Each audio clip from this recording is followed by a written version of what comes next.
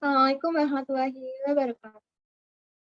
Yang saya hormati Bapak Rega Ritamiarti, SEMM, selaku dosen mata kuliah Matematika Bisnis UPN Veteran Jawa Timur. Sebelumnya, izinkan saya memperkenalkan diri, nama saya Ebisus Victoria. Saya dari kelas D dengan NPM 2101 2010226. Di sini saya akan menjelaskan mengenai persamaan linier bagian 2. Baik, langsung saja.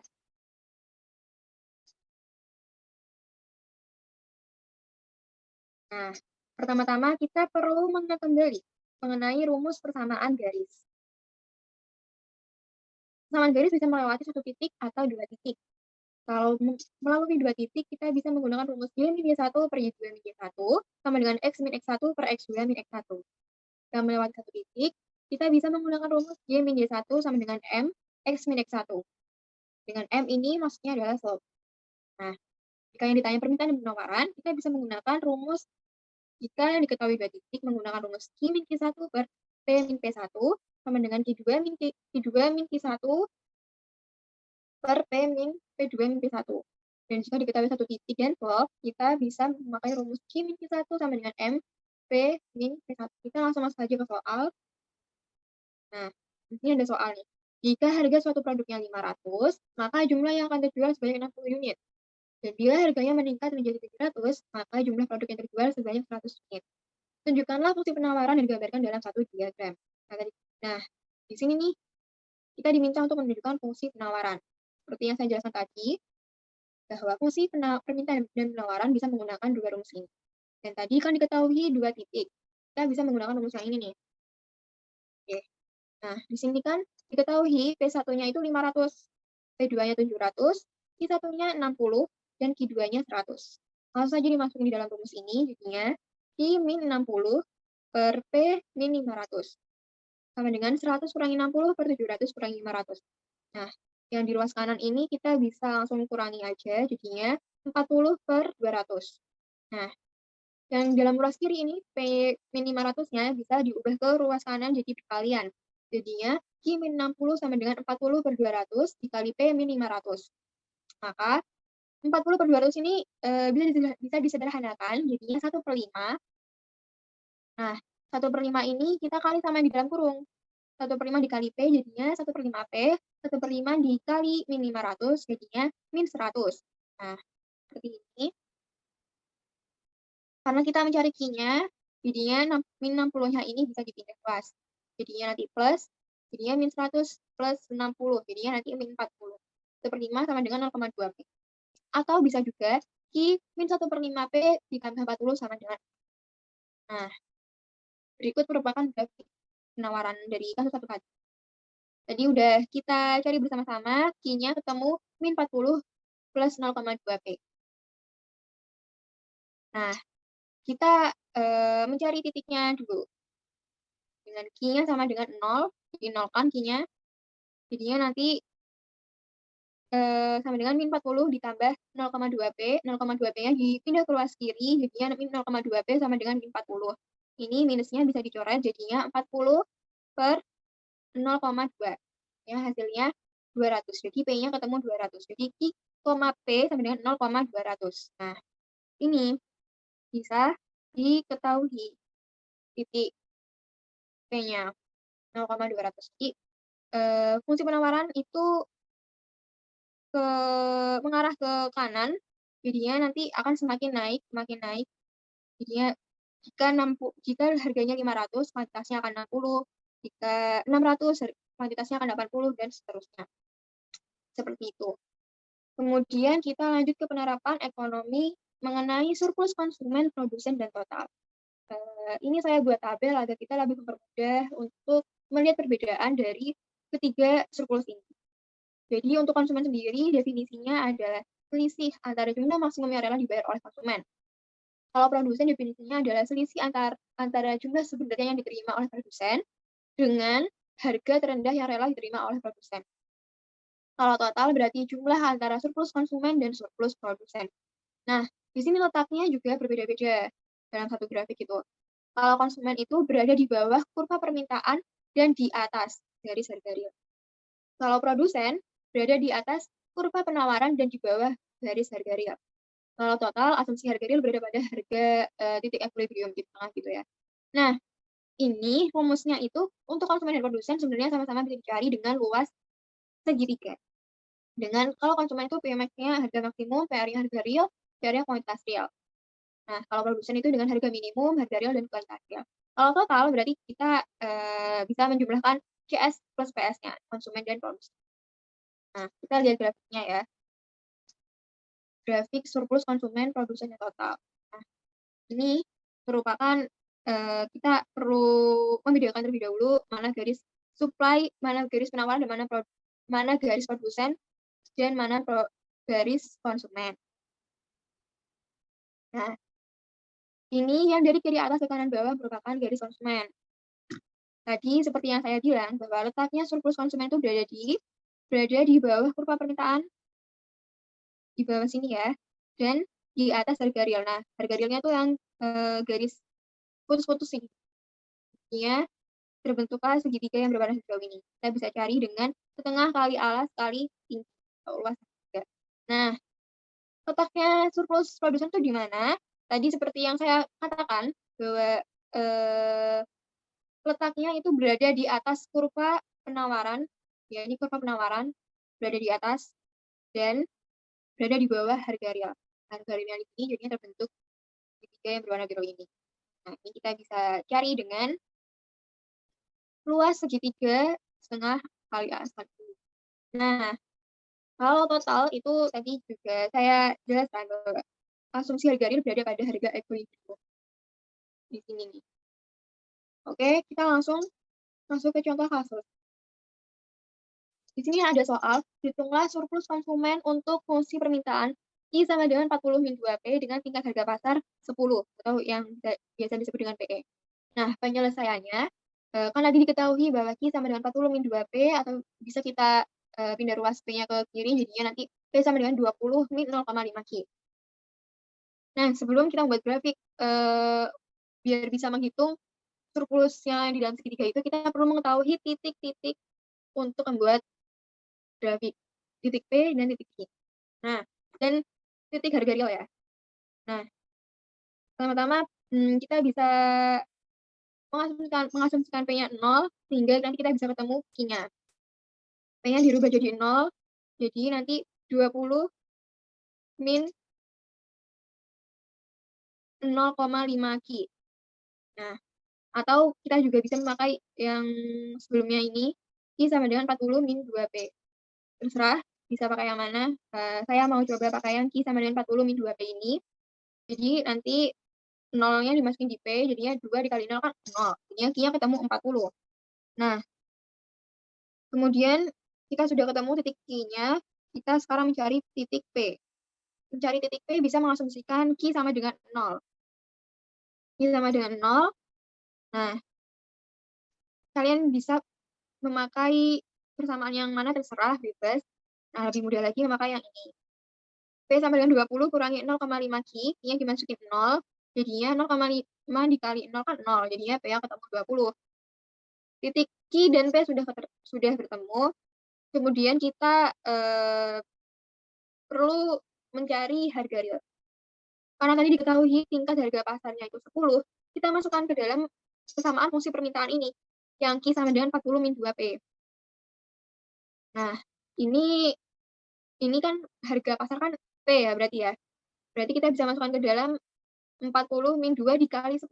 Jadinya 40 dikurangi 20, P-nya Q-nya ketemu 20, jadinya nanti 10,20 jika P, Q.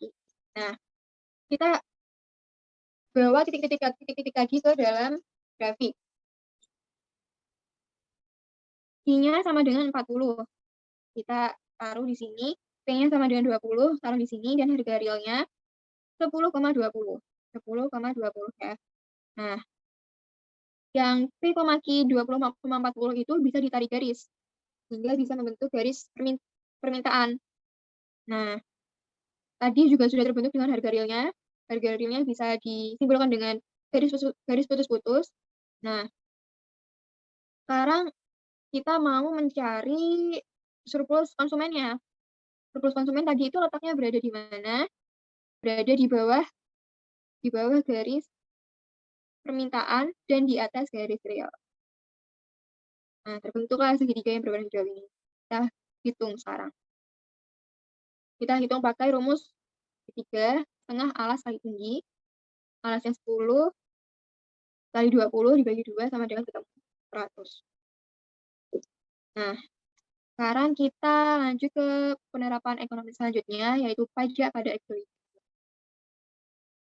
Di sini, jika yang ditanya adalah penerimaan pajak oleh pemerintah, kita bisa menggunakan rumus T sama dengan T kali QE, atau mengalihkan pajak per unit produk dengan kuantitas ekuilibrium setelah pajak. Jika yang ditanya beban pajak konsumen, kita bisa mencari TC sama dengan P aksen E dikurangi PE. Nah, habis dikurangi itu dikali sama Q aksen E. Dengan PC sama dengan beban pajak konsumen, P aksen E harga ekuilibrium setelah pajak, PE harga ekuilibrium sebelum pajak, dan Q aksen E merupakan kuantitas ekuilibrium setelah pajak. Dan jika dicari beban pajak produsen, kita bisa mengurangi penerimaan pajak oleh pemerintah dikurangi oleh beban pajak konsumen. Kita langsung aja ke soal. Di sini ada diketahui fungsi permintaan suatu produk ditunjukkan oleh PD sama dengan 15 min Q dan fungsi penawaran PA sama dengan 0,5 Q tambah 3 terhadap produk tersebut dikenakan pajak oleh pemerintah sebesar P per unit. Berapakah harga dan jumlah keseimbangan pasar sebelum dan sesudah pajak? Nah, penjelasannya seperti ini. Pertama-tama kita harus memenuhi syarat keseimbangan pasar, yaitu PD sama dengan PS. Maka tadi PD-nya diketahui 15 min Q dan PS-nya diketahui 0,5 Q ditambah 3. Kita pindah Q-nya semua ke dalam ruas kiri. Jadinya min Q, karena ini ke kiri, jadinya berubah tandanya menjadi minus. Min Q min 0,5 Q sama dengan 3 min 15. Nah, ini jadinya min 1,5 Q sama dengan 3 kurangi 15 sama dengan min 12. Kita cari Q-nya. Jadinya Q-nya sama dengan min 12 per dibagi, ini pindah ruas ke kanan, jadinya dibagi min 1,5, ketemu 8. Untuk memperoleh nilai P, substitusi nilai Q sama dengan 8 ini dalam persamaan PD sama dengan 15 kurangi 8. Jadinya ketemu 7. Jadi jumlah dan harga keseimbangan pasar sebelum kena pajak adalah 8,7. Kemudian kita mencari penawaran setelah pajak. Nah, kita karena pajak kita bisa tambah langsung. Jadi PST sama dengan 0,5 Q ditambah 3 ditambah 3 lagi karena 3-nya tadi kan diketahui bahwa pajaknya itu 3. Jadinya PST-nya itu 0,5 Q ditambah 6. Nah, berapa sih keseimbangan pasar setelah pajak? Kita tetap menggunakan rumus PD sama dengan PS. Maka min 15 Q sama dengan 0,5 Q plus 6. Q-nya diubah ke kiri semua. Jadi min 1,5 Q sama dengan min 9. Q-nya ketemu deh. Q-nya ketemu 6. Setelah kena pajak itu 6,9. Nah, penerapan ekonomi selanjutnya ada subsidi pada ekuilibrium.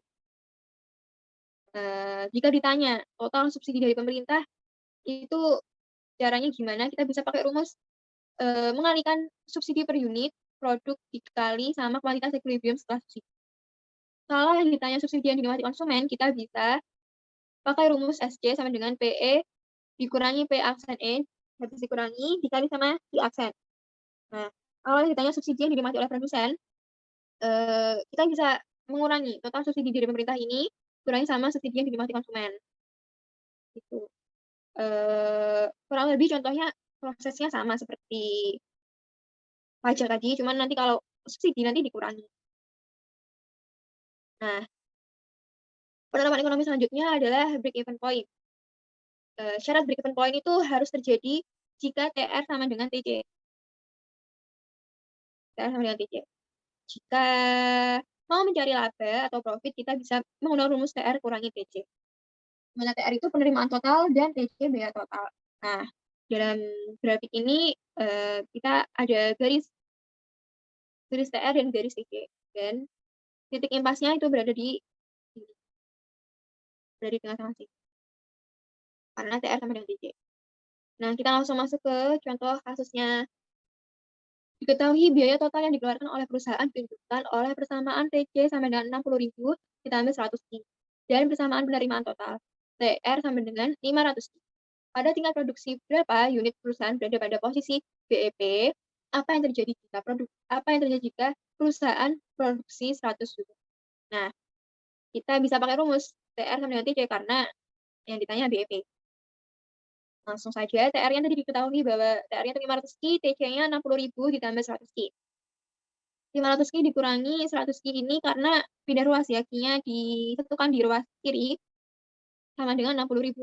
Nah, ini dikurangi, jadinya 400K sama dengan 60.000. Q-nya 150 unit. Ketemu deh Q-nya 150 unit. Jadi, pada tingkat 150 unit, perusahaan berada pada posisi BEP. Kemudian ditanya, apa yang terjadi jika perusahaan produksi 100 unit? Nah, yang terjadi jika produksi 100 unit itu, kita pertama-tama harus tahu TR sama TC-nya, biar bisa menghitung laba ruginya gitu, biar bisa mengetahui profitnya. Nah, TR-nya kita masukkan aja langsung, jadinya TR sama dengan 500 kali 100 ini yang diminta, jadinya sama dengan 50.000. Nah, TC-nya 60.000 ditambah 100 Q. Nah, Q-nya dimasukin, jadinya 60.000 ditambah 100 kali 100 sama dengan 10.000, jadinya 70.000. Nah, apa yang terjadi jika produksinya 100? Apakah laba atau rugi? Nah, kita bisa pakai rumus TR min TC. TR-nya tadi diketahui 500, TR-nya tadi kita cari bersama-sama 50.000, dan TC-nya kita juga cari bersama-sama, hasilnya 70.000. Jadinya hasilnya 50.000 kurang 70.000 sama dengan min 20.000. Karena min berarti perusahaan ini jika produksinya 100 unit, maka perusahaan akan rugi sebesar 20.000. Kemudian kita lanjut ke fungsi konsumsi dan tabung. Di sini ada rumus Y sama dengan C plus S. Nanti kalau dibalik-balik, kita bisa ketemu C sama dengan Y min S, dan S sama dengan Y min J, di mana Y itu pendapatan nasional, C itu konsumsi nasional, dan S itu tabungan nasional. Kita langsung masuk ke contoh kasusnya. Diketahui fungsi konsumsi C sama dengan 200.000 ditambah 0,7 Y. Jika besarnya tabungan masyarakat 100.000, maka besarnya konsumsi adalah, nah kita bisa pakai rumus Y sama dengan C plus S. Nah, tadi diketahui bahwa C-nya itu 200.000 plus 0,7 Y. S-nya diketahui 100.000. Nah, jadi langsung dimasukin saja ke dalam rumus. Jadinya 200.000 ditambah 0,7 Y ditambah 100.000. Y min 0,7 Y itu kita satukan Y-nya di ruas kiri, jadinya Y min 0,7 Y sama dengan 200.000 ditambah 100.000. Nah, jadinya 1 dikurangi 0,7 Y itu 0,3 Y. Kemudian 200.000 ditambah 100.000 itu sama dengan 300.000. Jadi Y-nya itu 300.000 dibagi sama 0,3, jadinya hasilnya 1 juta. Nah, kita udah ketemu Y-nya, sekarang kita mencari konsumsinya. Y-nya 1 juta sama dengan C plus 100.000, maka C-nya diubah ke ruas kiri, jadinya 1 juta dikurangi 100.000, jadinya ketemu konsumsinya itu 900.000. Jadi besarnya konsumsi adalah 900. Baik, jadi di sini tujuan saya untuk mempresentasikan itu agar bisa membuktikan bahwa rumus-rumus matematika bisa kita terapkan dalam penerapan ekonomi untuk menghitung berbagai hal yang terjadi di dalam kehidupan ekonomi. Nah, terima kasih, mohon maaf bila ada salah kata. Wassalamualaikum warahmatullahi wabarakatuh.